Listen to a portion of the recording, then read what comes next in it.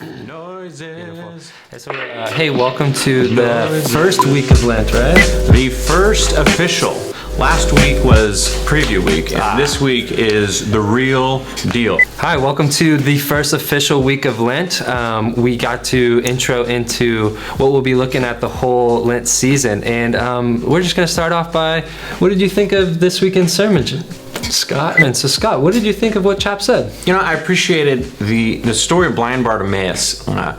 Is a fascinating one, and I love the idea of asking Jesus, or being able to ask Jesus rather, like, I need healing, can I have something? And Jesus isn't like, but he invites us into that process. And what I love that Chap kind of hit with was that in order to walk into the newness that Jesus has for us, oftentimes requires us letting something go, and that's scary. Mm-hmm. Yeah, there's a level of risk that it takes to jump out or to invite that healing process, and it could be a painful process. And I think that is part of the risk of asking for healing, because sometimes we're embarrassed, sometimes it's scary, sometimes it might be humiliating, but that is just the risk that it might take to dive a little bit deeper with Jesus and ask, can you heal me? Can you help me?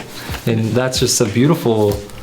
I'm reminded of an influential person in my life. He said, you know, people don't actually resist change. People resist loss. And he said, you know, if I was to give you $1 million, that would change your life.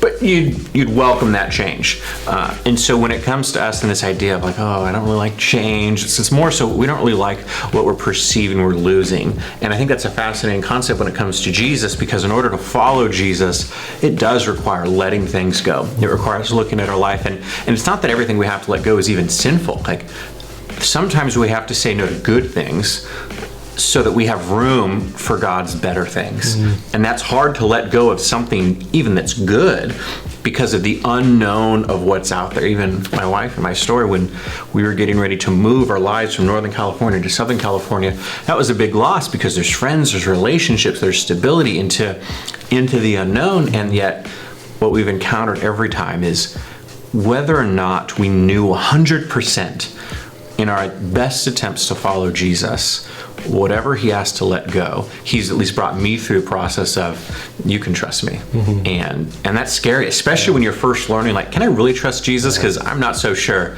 But it's a beautiful process. Yeah.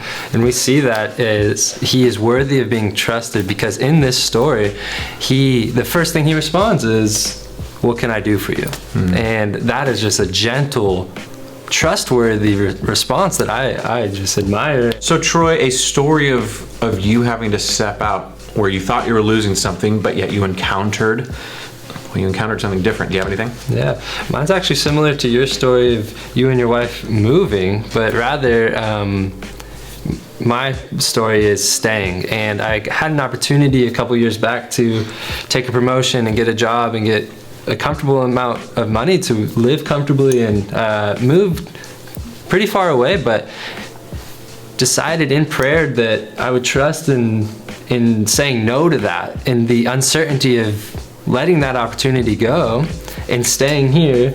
And I've been tremendously blessed to still be in this community and be in Costa Mesa and Newport. And I think it was very uncertain at the time, but in the ability to trust Jesus would have something on the other side of me letting go was what it looked like in that unknown, that tension of trust. And I think it was, yeah.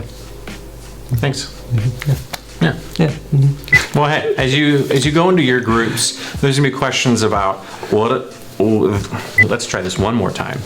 As you navigate into your groups, there's gonna be questions that are gonna invite you to share with your life and the road ahead. And there might be some things that are scary for you to leave behind.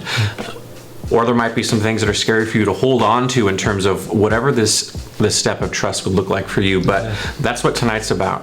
What it looks like to trust in Jesus as we head into the unknown. Yeah. And the beauty about doing life together is in the uncertainty of decisions ahead of you, we could be in community and learn from those who have made decisions and share stories of times where you've jumped out in trust and you've been met by something that was totally unexpected, but looking back, there was a story of trusting Jesus and in the risk that you were willing to take in faith. And so just be lifted up by that and encourage one another with stories and vulnerability and learning what it looks like to trust him going forward, as some people have trusted him in the past and they are still continuing to trust him. So enjoy it with your groups and dive in, and we hope this was helpful.